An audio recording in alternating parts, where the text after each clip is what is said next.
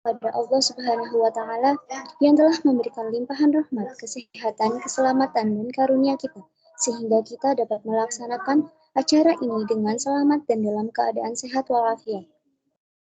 Salawat serta salam, marilah kita panjatkan kepada junjungan kita Nabi besar Nabi Muhammad Sallallahu Alaihi Wasallam yang selalu kita tunggu syafaatnya di yaumul akhir nanti. Selanjutnya, izinkan saya, Safwan Nurul Askia, selaku moderator untuk membacakan susunan acara pada pagi hari ini. Yang pertama, pembukaan. Kedua, pembacaan biodata pemateri. Tiga, acara inti. Dan yang terakhir, penutup. Memasuki acara yang pertama, yaitu pembukaan. Marilah kita buka acara ini dengan bacaan basmalah bersama. Mari. Bismillahirrahmanirrahim.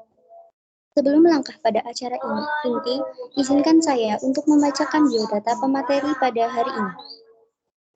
Bapak Nazaruddin Zain, jabatan Kaprodi Rekayasa Perangkat Lunak. Memasuki acara inti, saya serahkan sepenuhnya kepada pemateri. Waktu dan tempat kami persilahkan. Assalamualaikum warahmatullahi wabarakatuh. Bisa didengar suaranya anak-anak? Bapak. Untuk materinya sudah kelihatan belum? Sudah. Sudah ya? Ya, selamat pagi semuanya. Sehat semua ya.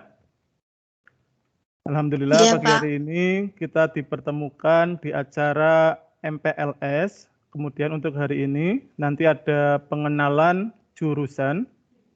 Yang pertama, saya ucapkan selamat dulu kepada kalian. Mulai kemarin, kalian sudah resmi menjadi siswa SMK Negeri 1 Selawi, jurusan Rekayasa Perangkat Lunak. Kemudian, pada hari ini saya akan menjelaskan tentang profil rekayasa perangkat lunak. Apa itu perangkat lunak?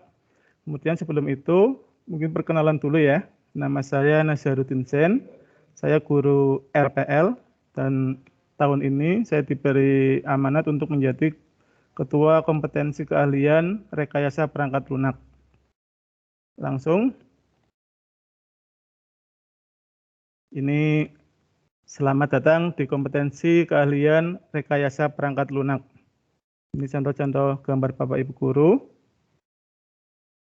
Kemudian untuk RPL sendiri, kita punya visi, yaitu terwujudnya lulusan yang unggul profesional dan kompetitif, didasari dengan iman dan takwa. Kemudian misinya adalah melaksanakan pembelajaran berbasis kompetensi dan berwawasan mutu, melibatkan peran serta masyarakat dan industri dalam penyelenggaraan pendidikan kejuruan, sehingga berkembang secara optimal sesuai potensinya. Kemudian melaksanakan bimbingan keterampilan untuk menguasai iptek. Yang terakhir, melaksanakan bimbingan pembelajaran yang berkesinambungan.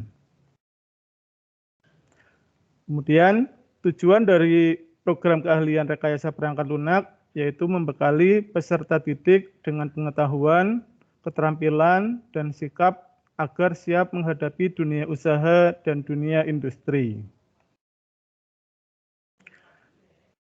Pada jurusan rekayasa perangkat lunak, kita ada struktur organisasi di jurusan. Yang pertama, ketuanya adalah saya sendiri, Nazaruddin Zain. Sekretaris ada Bu Novi Hidayati. Ketua bengkel atau ketua lab ada Pak Wahidin. Ketua TUK atau tempat uji kompetensi itu ada Pak Pratomo. Kemudian penanggung jawab kelas industri ada Pak Bikih. Dan penanggung jawab prakerin ada Pak Hanif. Yang terakhir teknisi ada Mas Alif Saputra. Nanti kalau sudah masuk sekolah, kalian akan berkenalan dengan semua guru ini ya di RPL. Untuk sementara kita berjumpa dulu via daring atau via online. Di RPL ini ada guru-guru yang harus kalian kenal. Yang pertama saya sendiri, Nazaruddin Zain. Di RPL ini mengampu mata pelajaran pemrograman berorientasi objek dan basis data. Ini akan diajarkan di kelas 11 dan kelas 12. Untuk kelas 10 masih belum ya. Yang kedua, ada Pak Pratomo MKom. mengampu mata pelajaran simulasi dan komunikasi digital. Yang ketiga, ada Pak Wahidin Eskom. Ini mengampu mata pelajaran PBO dan pemrograman web dan perangkat bergerak, serta mata pelajaran basis data. Selanjutnya ada Bu Novi Hidayati Eskom. Ini mengampu mata pelajaran pemrograman dasar dan PKKWU. Lanjut, ada Pak Muhammad Diki Arzak, mengampu mata pelajaran komputer dan jaringan dasar, serta PKKWU.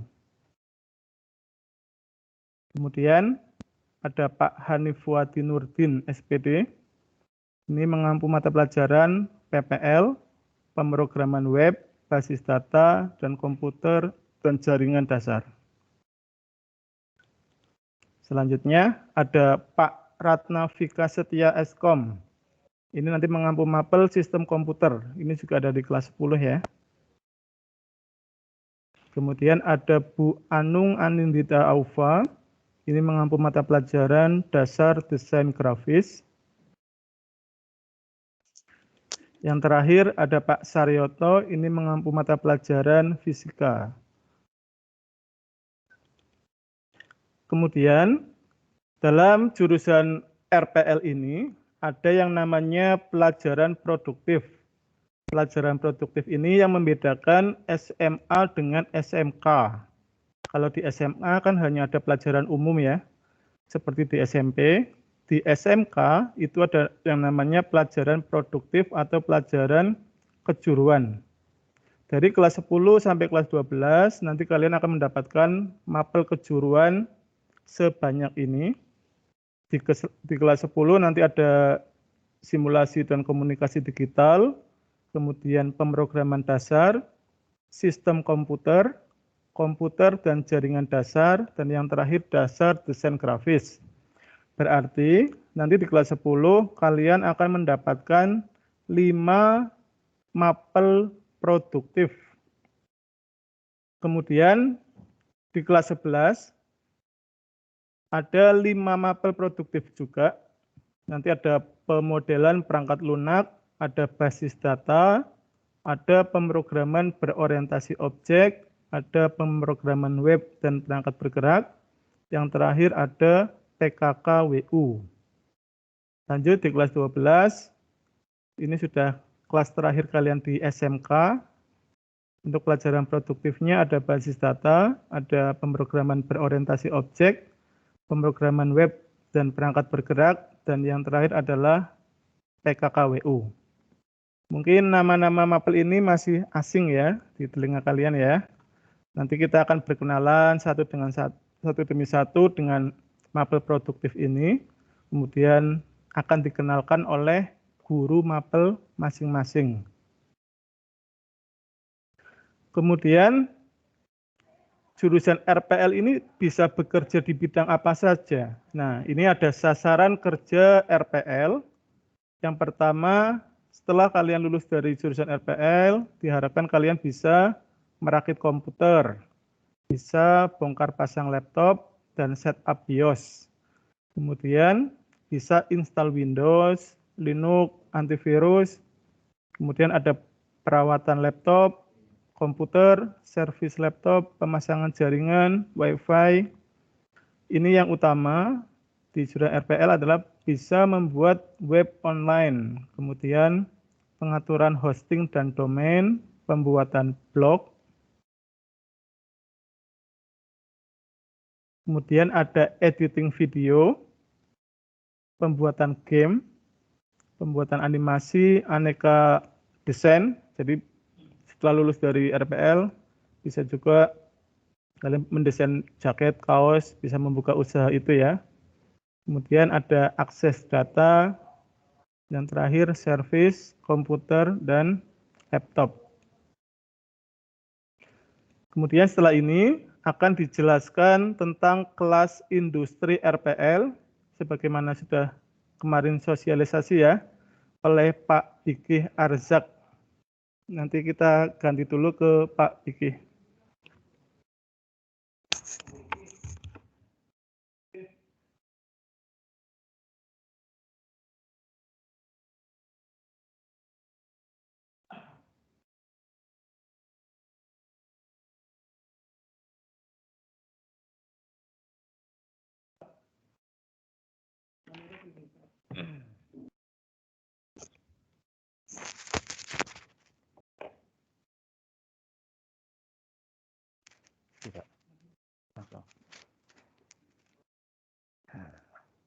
Oke, Assalamualaikum warahmatullahi wabarakatuh.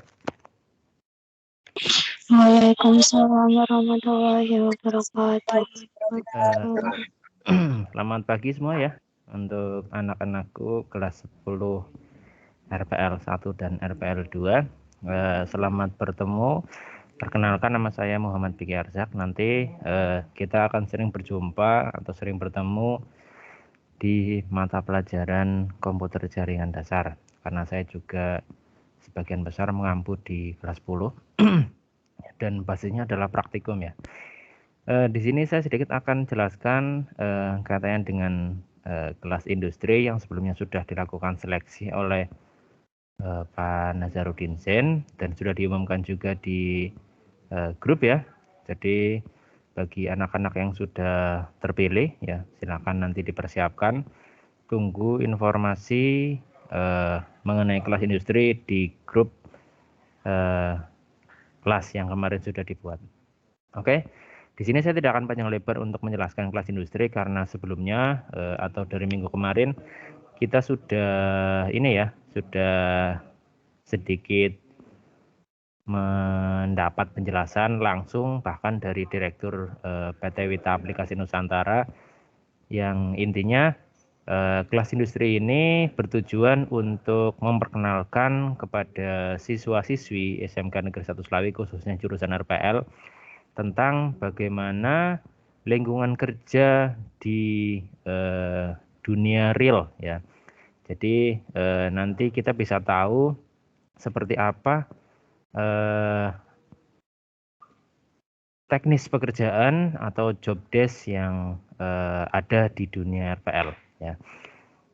Nanti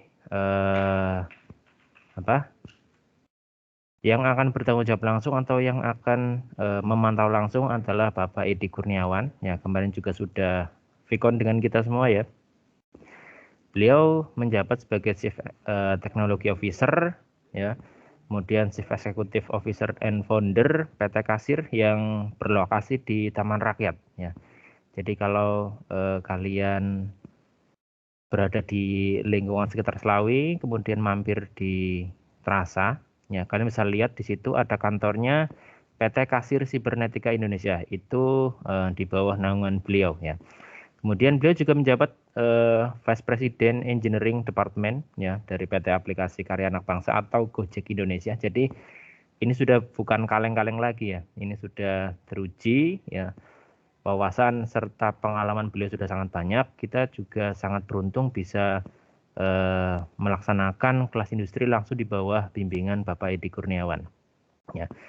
Kemudian tujuannya ya untuk menyempurnakan pengembangan kurikulum, jadi penyelarasan antara kurikulum yang ada di sekolah dengan yang ada di dunia industri. Nanti ketika kalian belajar di sekolah, pemrograman utamanya, nanti penerapannya seperti apa di dunia industri itu nanti akan dijelaskan di kelas industri ya. Kehadiran kelas industri bagi sekolah kejuruan selain untuk meningkatkan kualitas pendidikan dan memberikan bekal yang lebih baik pada lulusan, juga dalam upaya semakin mendekatkan dunia usaha dan dunia industri dengan lingkungan sekolahan. Jadi menjembatani antara apa yang dipelajari di sekolahan, penerapan yang ada di sekolahan dengan yang ada di dunia real atau dunia industri seperti itu. Ya, manfaatnya seperti ini ya. Mencetak SDM yang siap bekerja. Karena kita basisnya adalah SMK. SMK itu diharapkan ketika kita sudah lulus dari sini, kita punya soft skill yang bisa jadikan pondasi atau bahan yang bisa kita kembangkan di dunia industri. Ya, kemudian peningkatan kompetensi profesional siswa untuk menyiapkan siswa memasuki dunia kerja. Tercapainya peningkatan hubungan kerjasama dan seterusnya bisa kalian baca di sini ya. Bisa dengar suara saya? Tes? Bisa. Ya. Lanjut ya. Kelas industri RPL ya. Pelaksanaannya adalah sebagai berikut. Kelas industri berbeda dengan kelas reguler lainnya, walaupun intinya juga aslinya sama. Hanya sedikit penekanan kalau kelas industri itu kita banyak menyesuaikan dengan apa yang ada di lapangan ya. Bedanya dengan kelas reguler gimana Pak? Kalau kelas reguler ya yang fokusnya yang ada di sekolahan ya, walaupun tidak menutup kemungkinan kita juga nanti akan melakukan penyesuaian ya, agar kita tidak tertinggal, karena kita tahu perkembangan IT itu tidak per hari ya, tapi per detik ya. Jadi agar kita tidak ketinggalan ilmu, kita tidak ketinggalan soft skill ya, semuanya nanti akan disesuaikan. Peraturan dan tata tertib di kelas industri beberapa mungkin menyesuaikan dengan peraturan dan tata tertib yang berlaku di industri juga ya. Kemudian lokasi pelaksanaan telah bekerja, lokasi pelaksanaan di ruang kelas industri dan ruang industri tersebut telah bekerja sama dengan pihak sekolahan. Jadi nanti di sekolahan juga disediakan satu ruangan khusus yang nantinya akan dipakai oleh siswa-siswi untuk belajar tentang bagaimana sih kelas industri itu bekerja, ranahnya mereka seperti apa, dan akan didesain sedemikian rupa semirip mungkin dengan lingkungan industri seperti itu. Ya. Kelas industri rekayasa perangkat lunak ini diharapkan nanti bisa menjadi satu junior front end engineering ya, seperti yang kemarin sudah dijelaskan oleh Pak Edi ya. Junior back end engineering dan seterusnya bisa kalian baca di sini. Kemudian lulusan dari RPL ini ya, itu punya peluang yang besar ya untuk bisa masuk di jajaran perusahaan yang ada di slide ini. Bisa kalian baca di situ, ada PT Pertamina Indonesia, PT Kasir Sibernetika Indonesia, Tokopedia, ya, PT Karyana Bangsa atau Gojek, ya, kemudian PT Trinusa Travelindo atau Traveloka, ya, dan masih banyak yang lain. Ya. Sampai di sini ada yang mau ditanyakan untuk kelas industri? Halo? Halo? Sudah ada Pak. Nah, belum ada ya? Oke, di sini kami berpesan untuk anak-anak yang kemarin sudah mengikuti seleksi dan terpilih mengikuti kelas industri ya, kami mohon dengan sangat untuk semangatnya ya, karena kita akan berlari ya, kita akan lari menyongsong era industri 4.0 di mana semuanya itu sudah berbasis komputerisasi seperti itu. Untuk kelas industri cukup ya.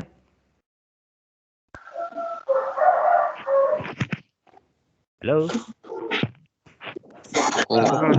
Nah. Ya Pak.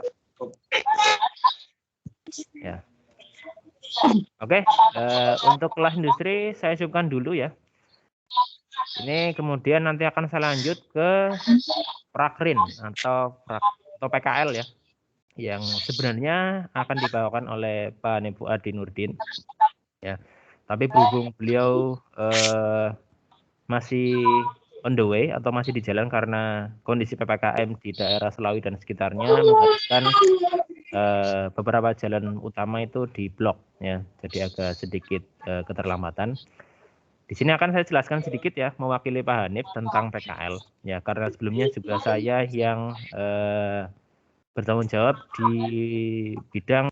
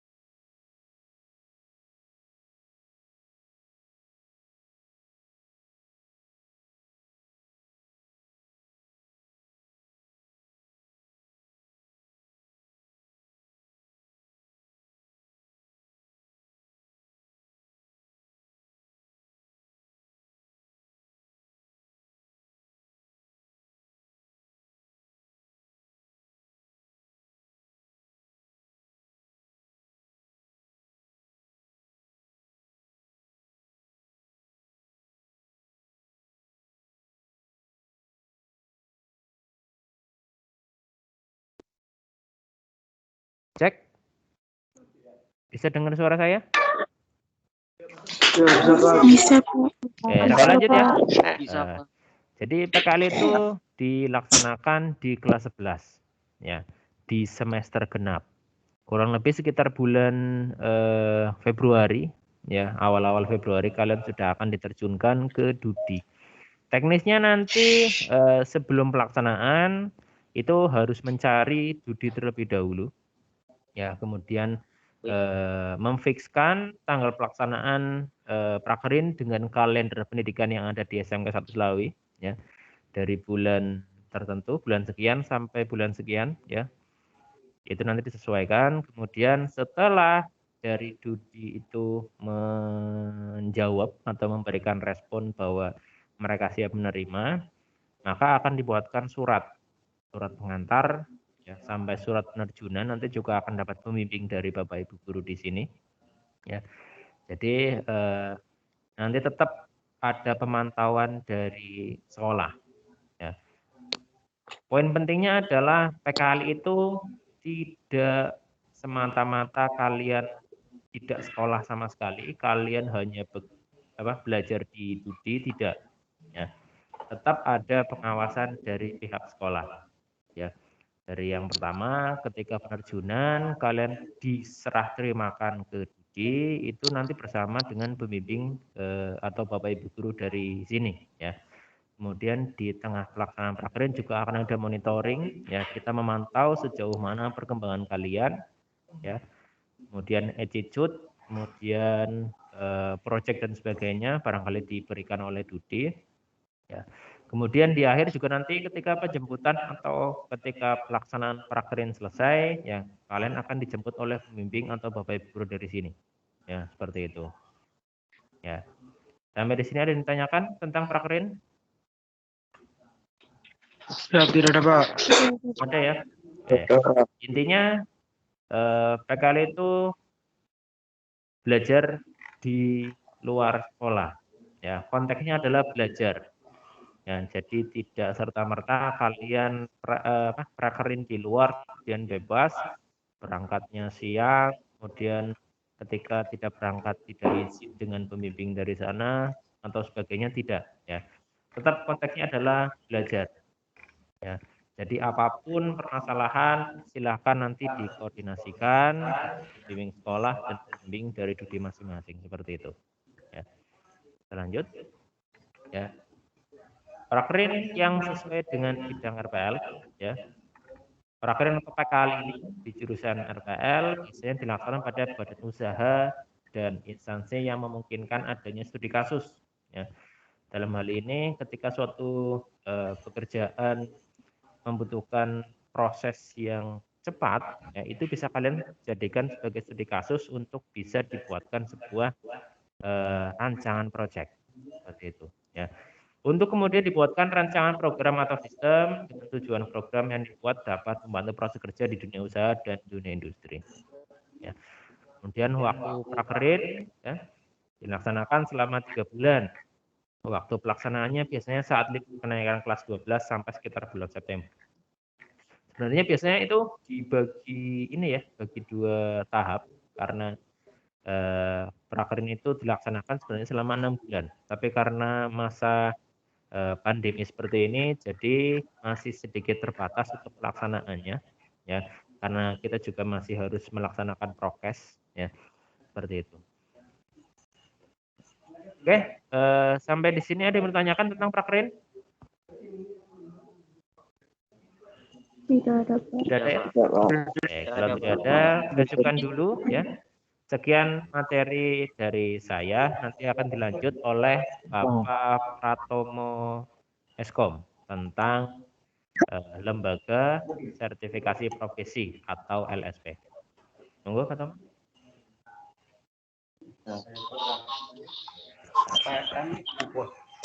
Pak Budi.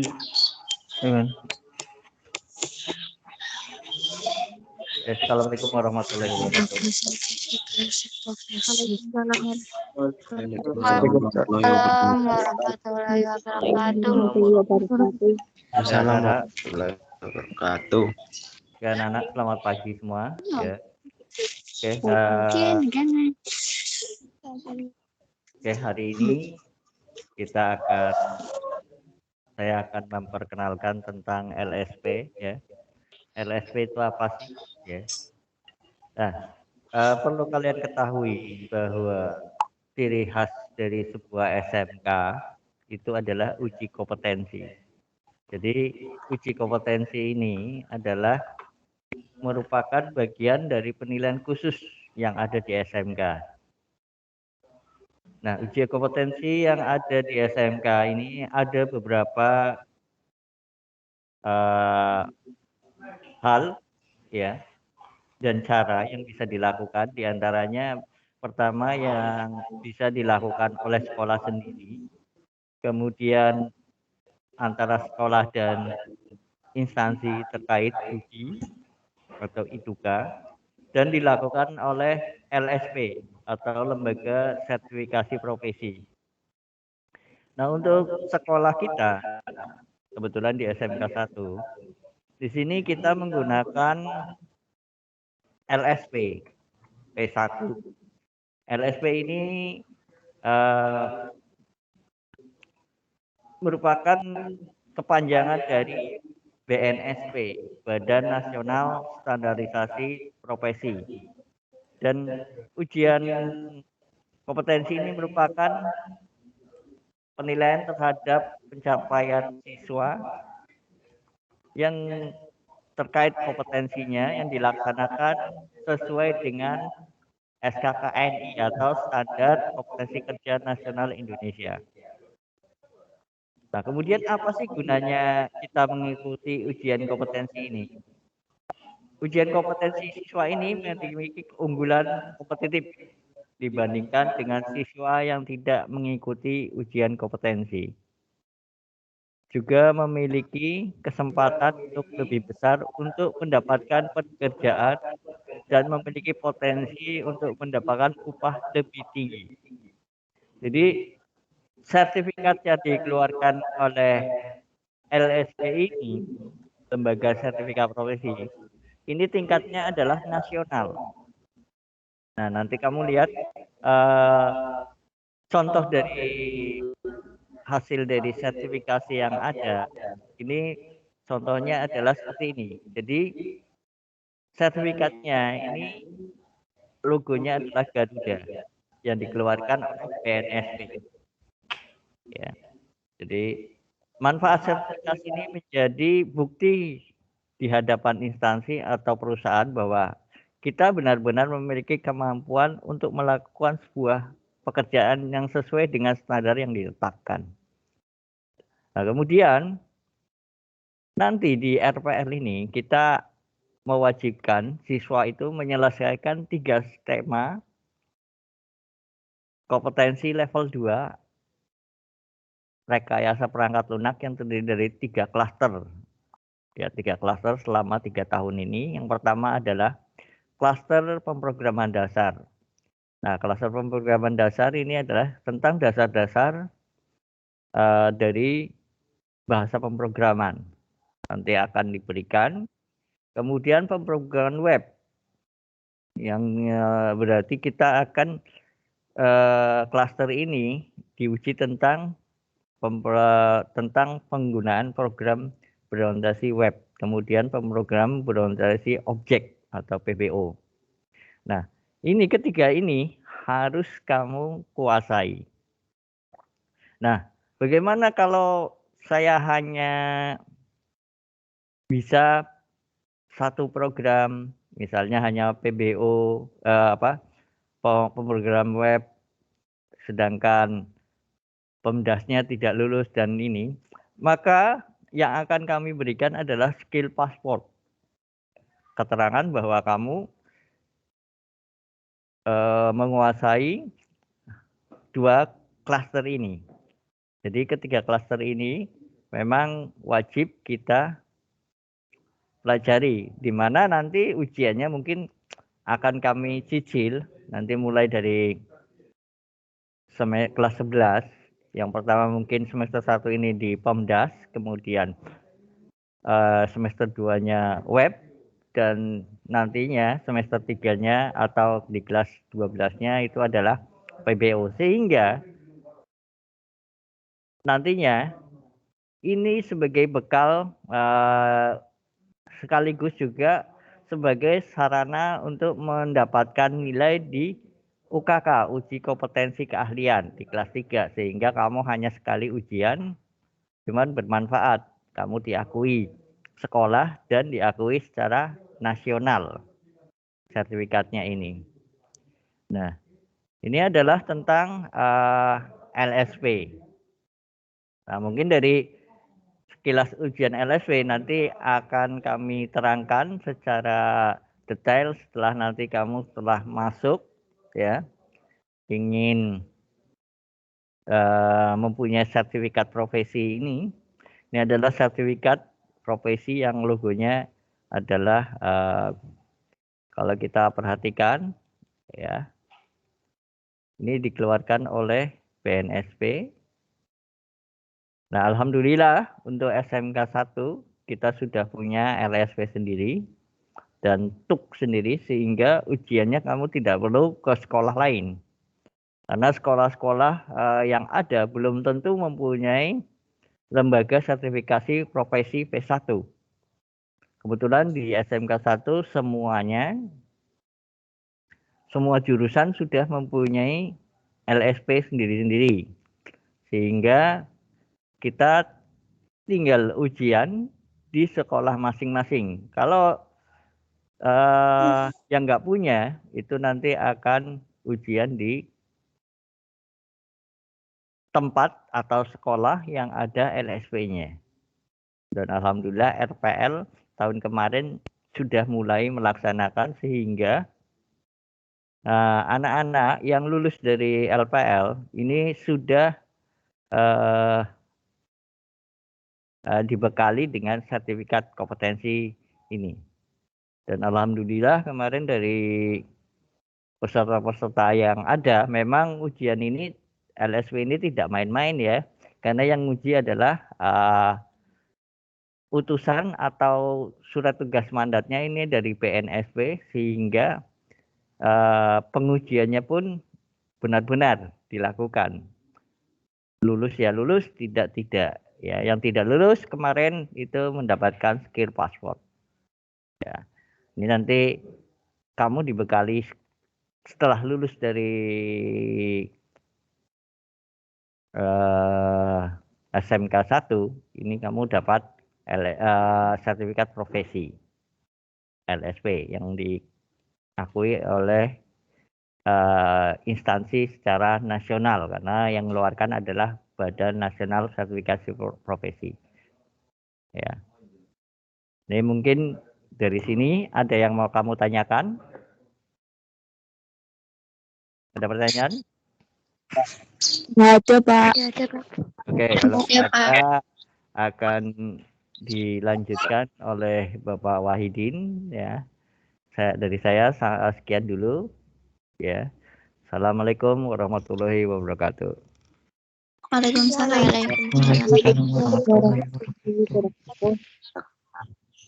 Wabarakatuh.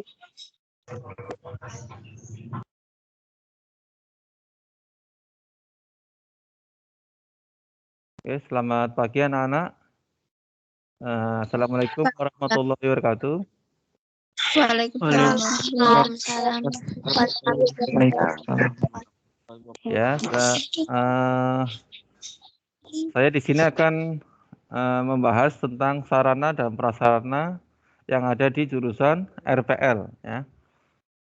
Apa itu sarpras? Anda bisa menyimak sendiri ya. Sarana prasarana ya. Sarana adalah bahan peraga, alat praktikum, alat olahraga, komputer ya dan sebagainya. Jadi alatnya ya. Prasarana adalah ruang kelas, ruang praktek, laboratorium dan sebagainya. Jadi di sini untuk menunjang proses pembelajaran di jurusan RPL, apa saja sih yang ada di jurusan RPL? Di jurusan RPL sendiri mempunyai dua lab ya, dua lab ada lab RPL 1 dan lab RPL 2, di mana masing-masing sudah memenuhi standar minimal untuk penggunaan pembelajaran di jurusan RPL ya. RPL 1, lab RPL 1 digunakan untuk praktikum seperti mapel PBO ya untuk kelas 11 dan pemrograman web ya dan prakarya kewirausahaan. Dan selanjutnya ada pemodelan perangkat lunak dan basis data seperti itu. Jadi apa saja sih yang akan kamu dapatkan ya setelah kamu masuk di jurusan RPL sendiri ya. Jadi ada lab komputer yang pastinya sudah terkoneksi jaringan ya. Selain untuk KBM, di sini juga biasanya sudah terkoneksi internet ya. Sudah standar minimal ya. Semuanya sudah memenuhi untuk pembelajaran RPL, di mana tiap komputernya sudah minimal Core i3 ya, Core i3, aplikasinya juga sudah terinstall ya. Namun alangkah baiknya jika setiap siswa ya, karena kita RPL konsentrasinya adalah untuk programming ya, arahnya untuk pemrograman, di mana setiap siswa sebaiknya memiliki perangkat komputer atau laptop sebaiknya ya. Tapi kalau mungkin belum ada, ya nanti bisa menabung untuk bisa ya tidak harus baru lah ya. Jadi ibaratnya kalau kita punya profesi ya, tapi kita tidak punya sarana prasarananya ya, kita akan kewalahan ya. Selain diajarkan di sekolah, jadi di rumah untuk mengulang kembali ya. Jadi dibutuhkan perangkat komputer atau laptop. Walaupun sudah ada HP ya, HP Android itu juga menunjang, tapi lebih maksimal lagi jika kalian punya komputer atau laptop seperti itu. Masih bisa mendengar suara saya? Masih Pak. Alhamdulillah. Bisa, Pak. Jadi seperti itu ya. Jadi sarana prasarana yang ada di RPL, yang pertama kita memiliki dua lab ya, dua lab komputer RPL 1 dan RPL 2. Yang pastinya ada ruang kelas ya. Kemudian kalian setiap labnya sudah ada internet, yang pasti insya Allah sih sudah support lah ya, kalau browsing untuk yang pembelajaran sudah memenuhi standar ya. Seperti itu ya. Ada yang mau ditanyakan tentang sarana prasarana yang ada di RPL? Tidak, Pak. Tidak ada, Ya. Pak.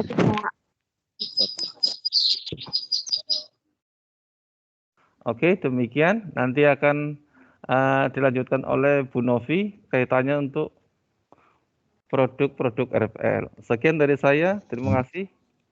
Selamat pagi. Pagi.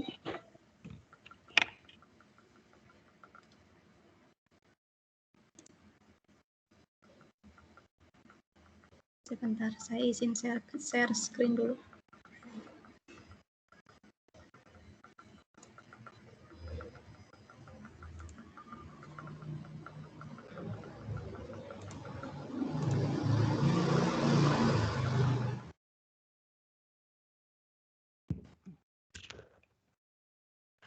Sudah kelihatan belum? Udah, Bu. Oke, Sudah, Bu. siap. Saya awali. Assalamualaikum warahmatullahi wabarakatuh. Warahmatullahi wabarakatuh. Ya. Sebelumnya perkenalkan dulu ya, nama saya Ibu Novi Hidayati.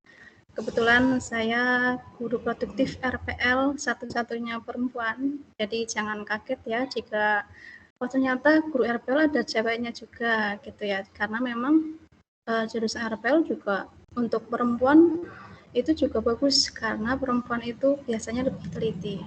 Oke, di sini nanti untuk kedepannya saya akan mengajar mata pelajaran pemrograman dasar dan PKKWU atau produk kreatif. Nah, untuk contoh-contoh hasil program yang telah dipelajari di RPL, jadi nantinya untuk kelas 11 dan 12 ada materi PKKWU, dan di situ nanti kalian akan dituntut untuk bisa membuat suatu produk. Produknya bisa berupa sistem yang berbasis web, desktop maupun yang berbasis mobile gitu ya. Saya kira kalian sudah pada tahu aplikasi-aplikasi web itu seperti apa contohnya. Untuk yang seperti biasa, di sini kita akan melihat, oke, di sini ada sistem belanja online berbasis web. Jadi ini karya siswa kelas 12 tahun kemarin. Saya ambil beberapa contoh karena sebenarnya itu setiap anak membuat satu persatu gitu ya. Cuman ini saya ambil contohnya beberapa. Kemudian ada lagi sistem aplikasi penjualan novel.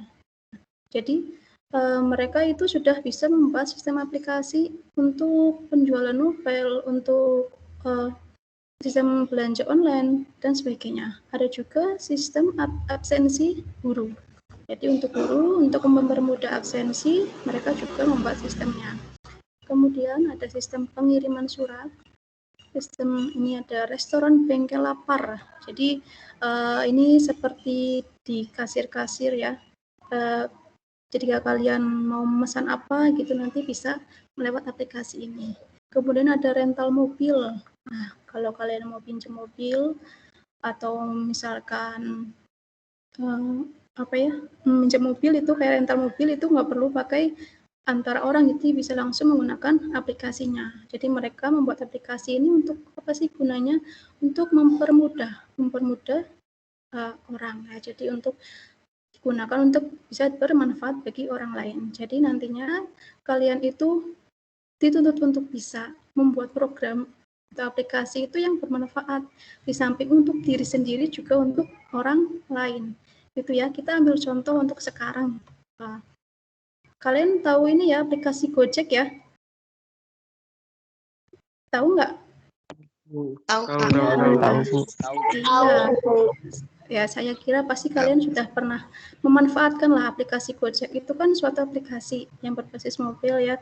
Jadi kalian di samping bisa mendapat keuntungan, kalian juga bisa program tersebut bisa dimanfaatkan oleh orang lain. Jadi untuk mempermudah pekerjaan orang lain. Gitu. Ini saya akan sedikit mendemokan aplikasi yang sudah pernah dibuat oleh kakak kelas kalian. Nah, ini kelihatan nggak? Kelihatan, Bu. Kelihatan, oke. Biasanya untuk saya sendiri, karena saya nantinya mengajar pemrograman dasar, itu nanti menggunakan Edwin. Ini aplikasi berbasis Java. Jadi mereka bisa membuat aplikasi seperti MP3 player, bisa membuat game juga, atau bisa membuat aplikasi seperti perpustakaan. Jadi ketika kalian di perpustakaan itu untuk memudahkan pinjam dan mengembalikan itu kan biasanya ada aplikasinya, jadi nggak menggunakan manual ditulis tangan. Tuh. Nah ini salah satu nih contohnya. Contoh dari aplikasi yang sudah pernah dibuat atau produk dari kakak kelas kalian. Jadi mereka membuat MP3 player. Nah, untuk desain memang masih sederhana, tapi kalian bisa mengkreatif sendiri. Jadi bisa dikasih gambar atau warna juga kalian boleh diganti-ganti. Nah, seperti ini. Ini saya coba dijalankan ya. Nanti bisa jalan nggak di kalian. Nah, ini saya run dulu programnya. Jadi MP3 player itu ya kayak jenis MP3, jadi bisa add untuk musik-musiknya. Bentar saya cari. Jadi kita cari dulu lokasinya di mana. Kebetulan saya ada di kalau nggak salah. Oke. Nah, ini ada beberapa lagu. Saya ambil salah satu ya. Nah, kalau sudah diklik kemudian kita play. Dari kalian kedengaran nggak? Kedengaran ya. Nah ya, ini adalah salah satu produk dari kelas kalian. Jadi membuat MP3 player. Jadi menggunakan bahasa Java. Nah, ini salah satunya. Kemudian ada lagi nih, membuat game. Gamenya apa? Coba kita lihat.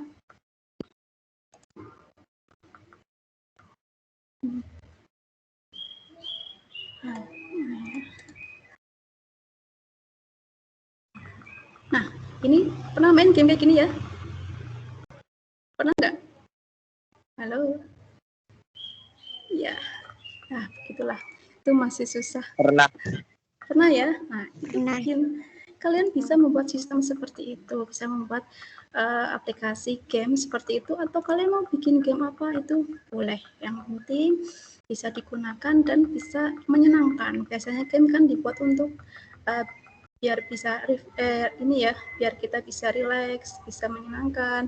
Jadi bikin game yang menyenangkan. Atau mau bikin aplikasi apa terserah. Jadi untuk di jurusan RPL itu banyak sekali program yang bisa kalian buat. Jadi yang nantinya bisa bermanfaat bagi orang lain dan terutama untuk kalian sendiri. Selain kalian bisa mengeksplor ilmu kalian, ketika program tersebut udah dijual, udah laku nih di pasaran, nah itu kan pasti akan menguntungkan kalian, gitu ya. Nah ini untuk contoh-contoh program yang ada di RPL. Oke, ini saya kira cukup dari saya. Apa ada yang mau ditanyakan? Tidak ada, Bu. Ya, oke. Jika tidak ada, nanti saya kembalikan ke MC-nya ya. Terima kasih. Wassalamualaikum warahmatullahi wabarakatuh. Waalaikumsalam warahmatullahi wabarakatuh.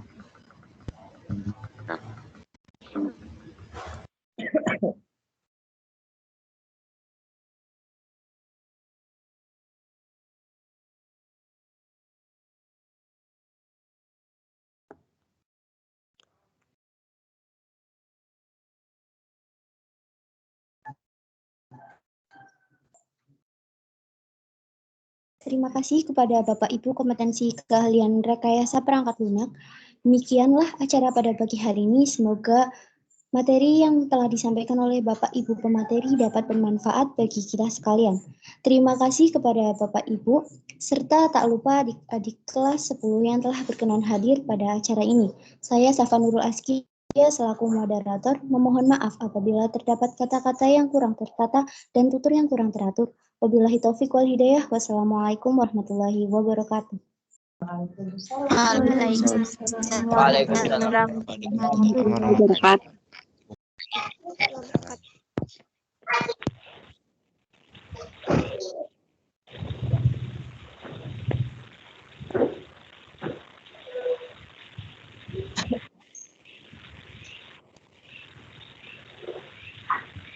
Ini udah belum sih. Langsung aja ya Mbak, Mas, untuk materi saya. Ini Pak, silakan. Langsung aja, Ya, Pak. siap. Langsung aja. Monggo untuk moderator dimulai saja.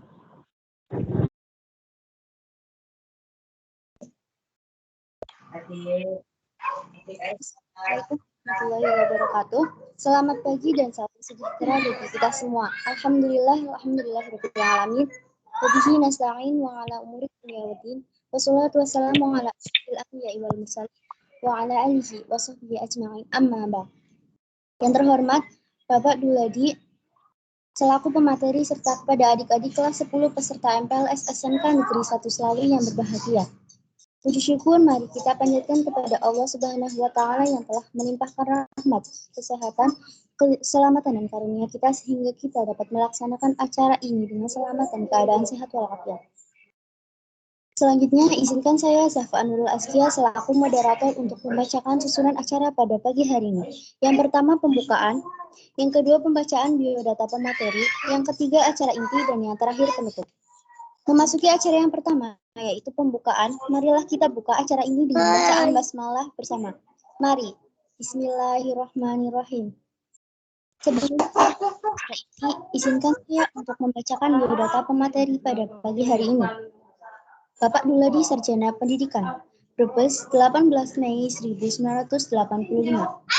Jabatan Guru Produktif PDP. Pesan semangat untuk mengikuti MPLS sehingga mendapatkan informasi dan ilmu baru. Memasuki acara inti, saya serahkan sepenuhnya kepada pemateri, waktu dan tempat kami persilahkan.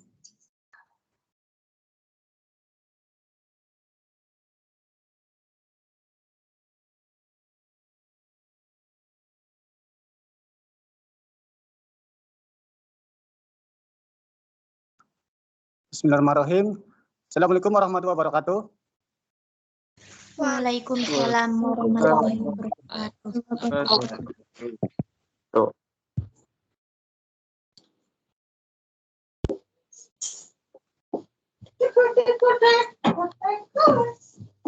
Oke, bisa melihat materi dari saya? Bisa, Pak. Bisa, Pak. Bisa, Pak. Oke, yang pertama, marilah kita panjatkan kehadirat Allah Subhanahu wa taala. Semoga pada kesempatan hari ini kita diberi kesehatan, ya. Syukur kehadirat Allah Subhanahu wa taala. Kemudian kita berdoa semoga pandemi COVID-19 ini segera berlalu sehingga kita bisa pembelajaran dengan tatap muka, ya, berkumpul di sekolah kita yang tercinta ini, menerima pelajaran ya dengan tatap muka, bertemu dengan Bapak Ibu guru semua, ya, yang mungkin dari kalian semuanya belum mengenal satu sama lain, ya, seperti itu.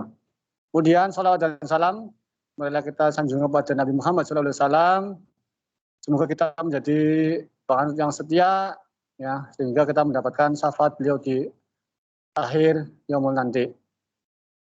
Anak-anakku sekalian, pada kesempatan hari ini saya mendapatkan tugas untuk memberikan materi tentang kedisiplinan. Ya.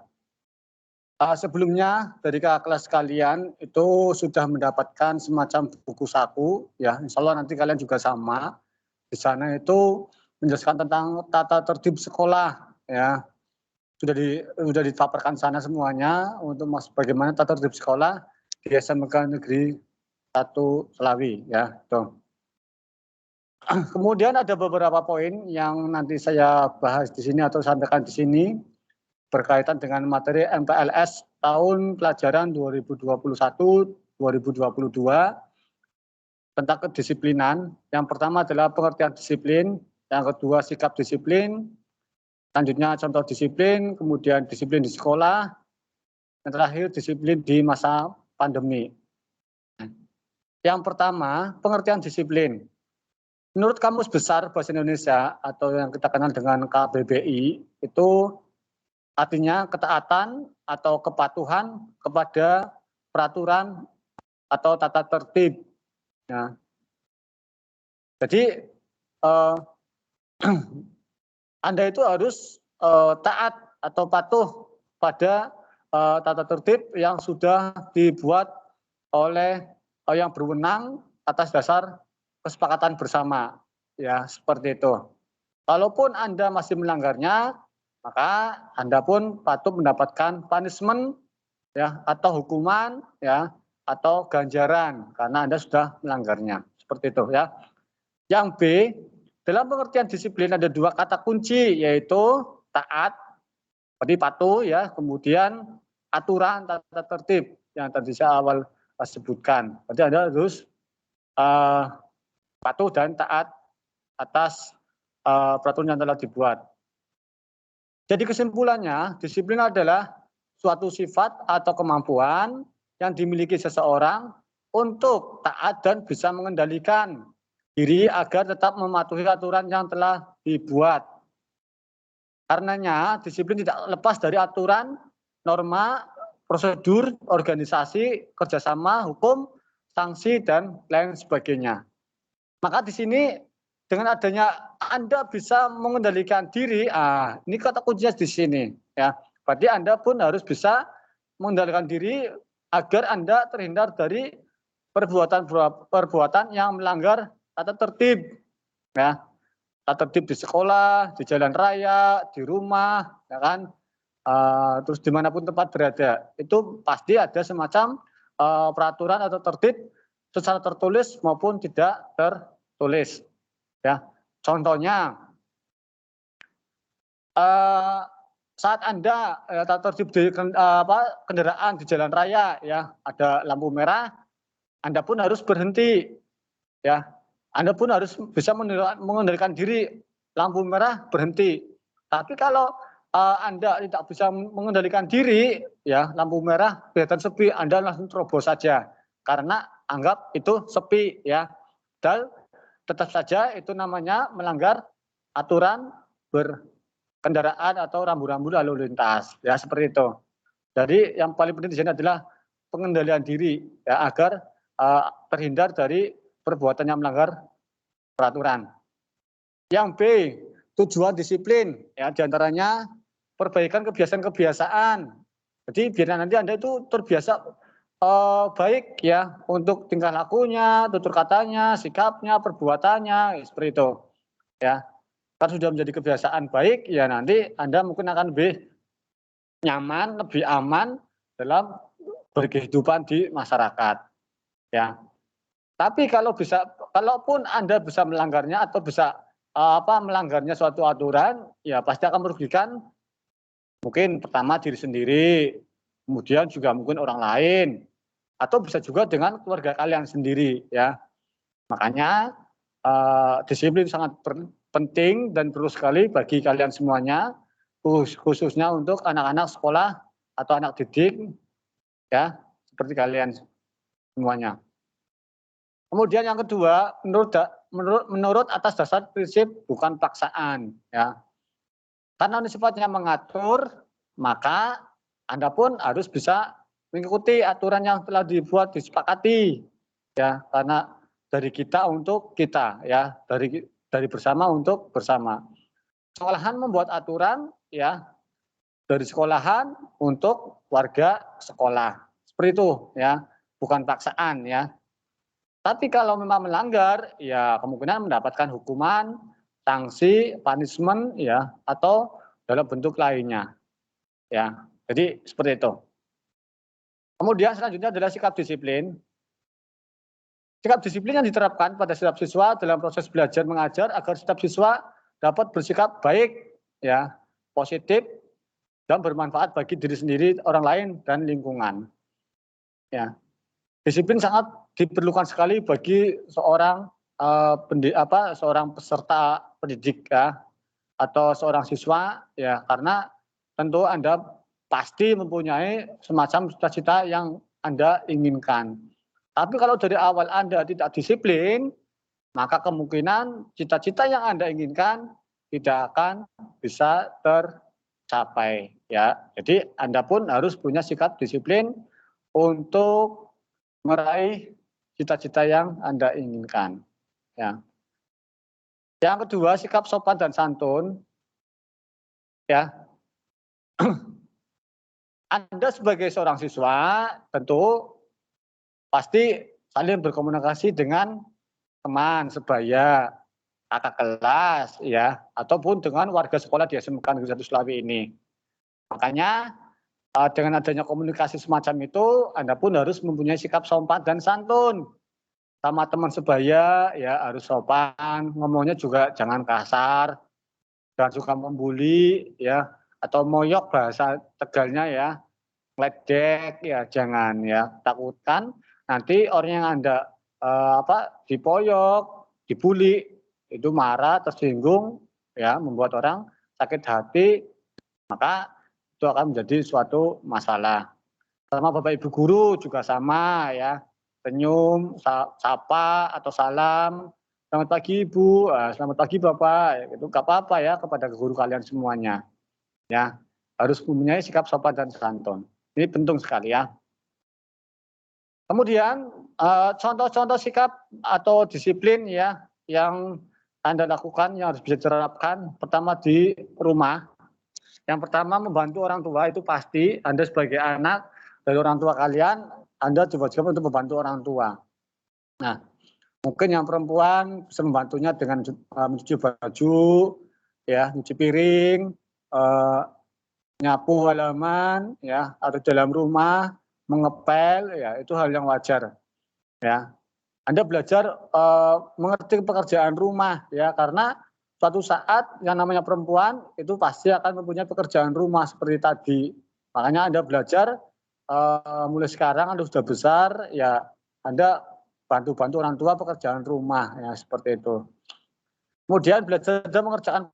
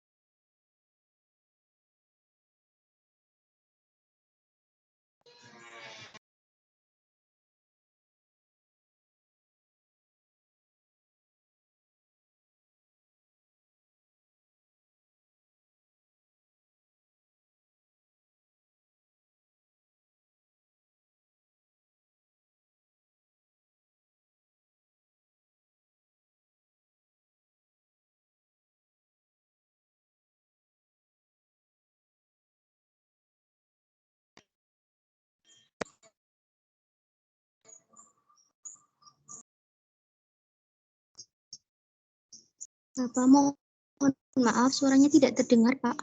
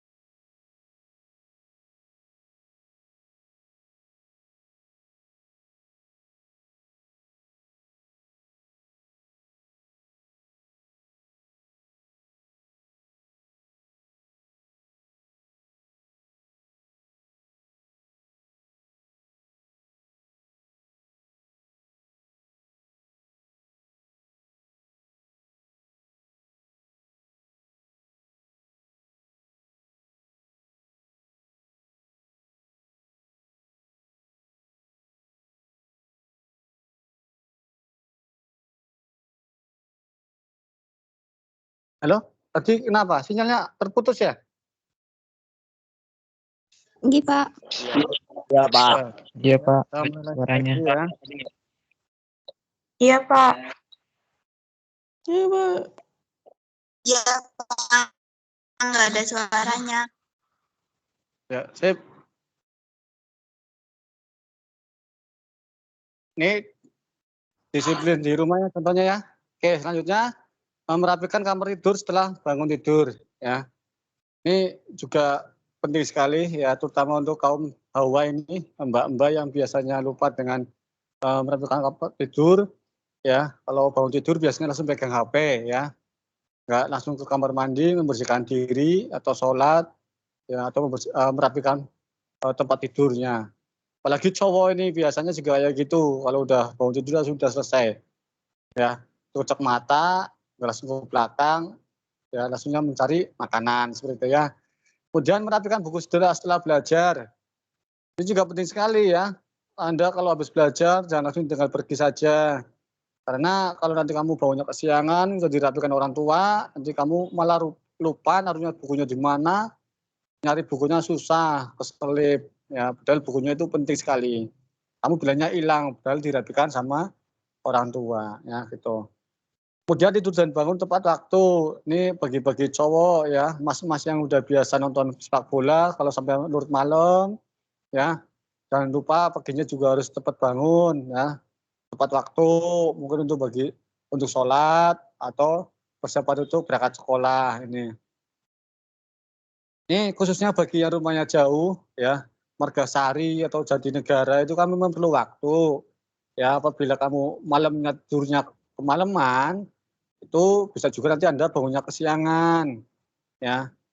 Akhirnya apa? Berangkat sekolahnya terlambat, ya. Jadi Anda harus bisa mengatur waktu tidur, ya, atau istirahatnya sama bangun tidurnya harus tepat waktu.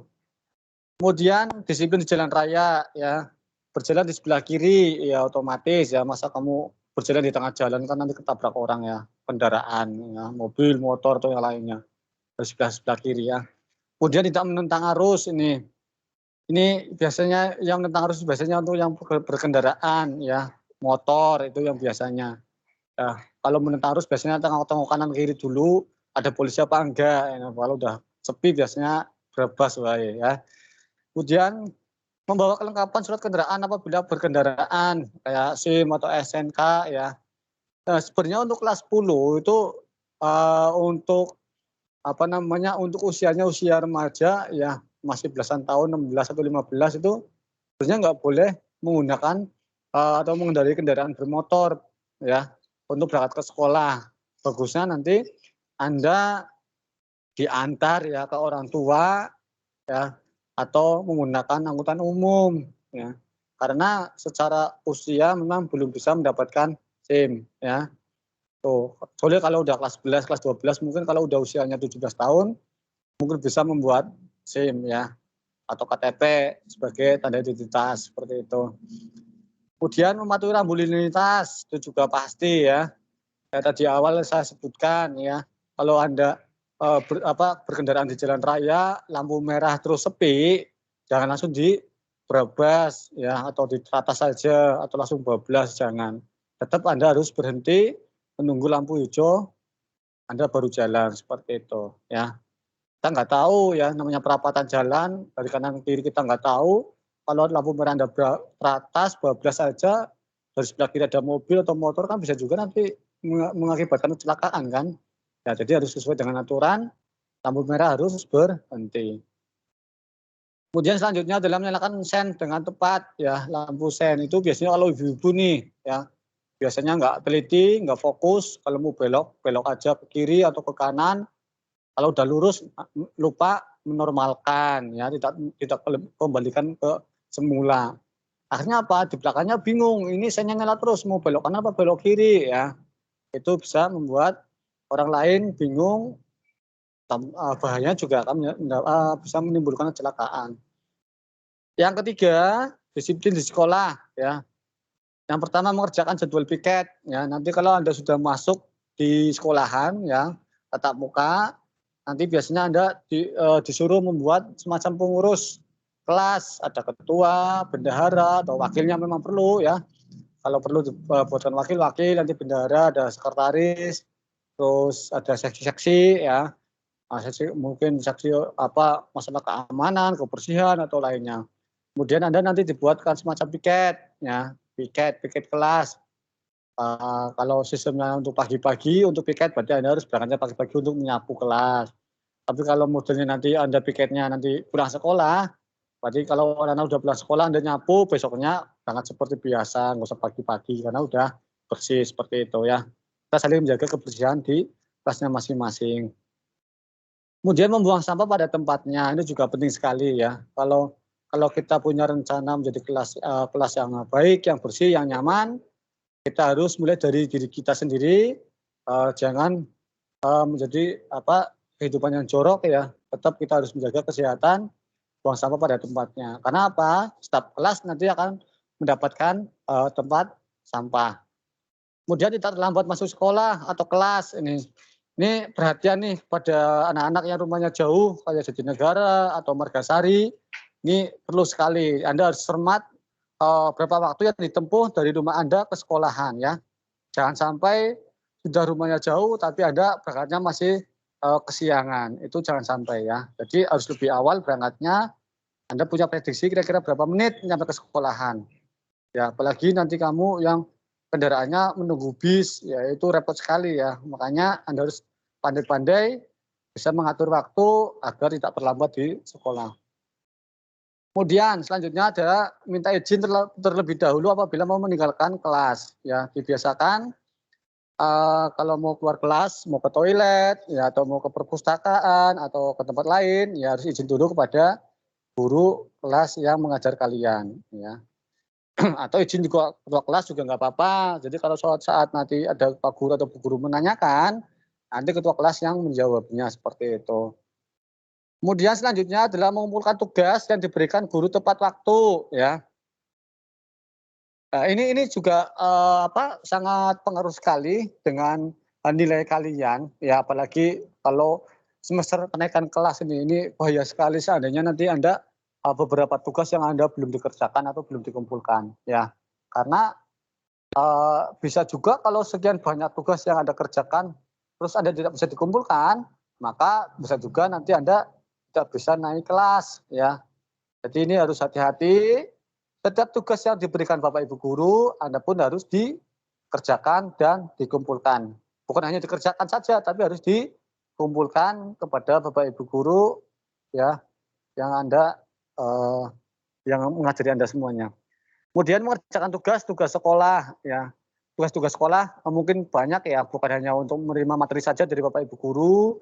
Contohnya mungkin ada Jumat bersih, ya nanti kita harus bersih-bersih, kita bareng bersama teman-teman untuk membersihkan sekolahan kita. Dan juga nanti ada Jumat sehat, ya nanti kita olahraga bersama ya bersama teman-teman seperti itu ya. Kemudian normatif dalam bersolek atau berdandan sesuai aturan dari sekolah. Ya, Anda jangan lebay ya dalam berdandan, tidak usah berlebihan ya, eman-eman duitnya ya. Jadi sewajarnya saja ya. Kalau cowok normatif aja ya, nggak usah dianting-antingi ya. Terus rambutnya nggak usah panjang-panjang, nggak usah seperti itu ya, kita wajar saja. Terus yang cewek juga jangan terlalu banyak memakai pemutih wajah ya, nanti kayak semacam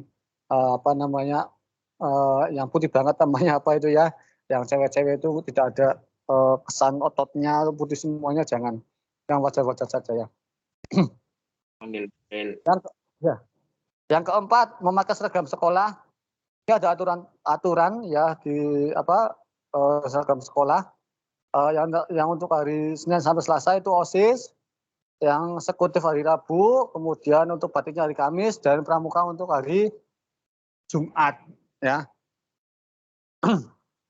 Gambar dan modelnya itu nanti dari sekolahan yang memberikan ya, nanti Anda sesuaikan saja dengan minta tolong kepada tukang jahitnya biar sesuai dengan modelnya. Kemudian memakai atribut sekolah lengkap ya, atribut ada atribut tingkat kelas ya sesuai dengan jurusannya, berwarna ya, ada warna kuning mungkin TKP, ada RPL nanti warna ungu ya, ada merah akuntansi, ada biru PDB ya seperti itu. Kemudian ikat pinggang berlogo SMK. Nanti sekolah juga menyediakan ikat pinggang berlogo SMK. Ya nanti Anda harus pakai saat Anda nanti belajar di sekolah karena menunjukkan suatu kelengkapan seragam sekolah ya gitu. Kaos kaki berwarna putih untuk hari Senin sampai Kamis pakai OSIS, eksekutif dan batik. Ya, kemudian untuk warna hitam saat Anda berseragam pramuka. Tuh. Kalimat atau tips menjaga penampilan tadi saya awal ya. Kuku jari dipotong pendek ya, nggak usah panjang-panjang lah ya. Jadi ribet nanti kamu kalau kukunya panjang-panjang, terutama yang cewek ini ya. ya. Mungkin ada sok kemayunya atau apanya ya, nggak usah panjang-panjang ya, bahaya ya. Kemudian rambut ditata rapi untuk cowok ya, untuk pendek saja, nggak usah panjang-panjang yang nutupin kuping, nutupin dahi ya, atau gondrong ke bawah, jangan. Harus sesuai dengan aturan sekolah. Rambut tidak boleh dicat, baik anak laki-laki maupun perempuan. Ini perempuan juga sama, mentang-mentang pakai kerudung, rambutnya dicat-cat nggak karuan, nggak boleh ya. Ya, tuh. Eman-eman duitnya ya mendingan ditabung buat buku atau buat keperluan membeli kuota gitu. Anak perempuan kuku tidak boleh dicat ya atau dikutek ya, itu nggak boleh lah ya. Itu kesannya jorok ya. Jadi eman-eman duitnya juga, yang penting buat yang lain aja. Selanjutnya ikuti upacara bendera dari kegiatan sekolah lainnya. Ya, upacara bendera kalau ada dari besar, kemudian kegiatan sekolah contohnya ekstrakurikuler. Ya, nanti ada berbagai macam ekstrakurikuler di sekolah kita. Ada pramuka, ada paskibra, ada rohanian ya, rohis ya. Terus ada lagi sini kesenian juga ada. Mohon Anda diikuti dengan baik ya, karena itu akan membantu Anda dalam meningkatkan karakter kalian semuanya. Mungkin secara komunikatif Anda harus pandai-pandai berbicara, untuk organisasian, kemasyarakatan juga Anda harus pandai juga ya, nanti Anda bisa mengikuti kegiatan ekstrakurikuler. Yang terakhir, di masa pandemi ini Anda pun harus disiplin ya untuk menerapkan proses sesuai dengan peraturan Menteri Kesehatan ya untuk penanganan COVID-19, protokol kesehatan yang wajib taati yang kita kenal dengan 5M ya, mencuci tangan, jaga jarak minimal 1 meter, kemudian memakai masker ya, kemudian apalagi ya, jangan berkerumun atau lainnya ya. Itu himbauan dari pemerintah untuk selalu kita menjaga, jangan sampai Anda menjadi salah satu penyebab atau sebagai sarana menular COVID-19 ini.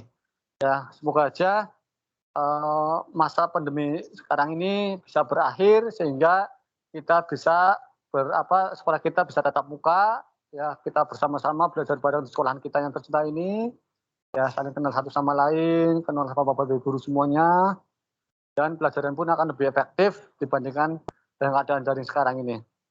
Ya, mungkin itu dari saya, cukup materi dari saya untuk tentang kedisiplinan. Mohon Anda laksanakan dengan sebaik-baiknya untuk tetap disiplin. Semoga saja cita-cita yang Anda inginkan bisa tercapai dengan adanya sikap disiplin yang Anda miliki. Oke, kurang lebihnya saya minta maaf. Saya kembalikan pada moderator. Saya akhiri. Assalamualaikum warahmatullahi wabarakatuh. Waalaikumsalam warahmatullahi wabarakatuh. Kepada Bapak Duladi yang menyampaikan materi. Demikianlah acara pada pagi hari ini. Semoga materi yang telah disampaikan oleh Bapak materi dapat bermanfaat bagi kita sekalian. Terima kasih kepada Bapak serta tak lupa adik-adik kelas 10 yang telah berkenan hadir pada acara ini. Saya Zafar Nurul Askia selaku moderator memohon maaf apabila terdapat kata-kata yang kurang tertata dan tutur yang kurang teratur. Wabillahi taufik wal hidayah. Wassalamualaikum warahmatullahi wabarakatuh. Waalaikumsalam warahmatullahi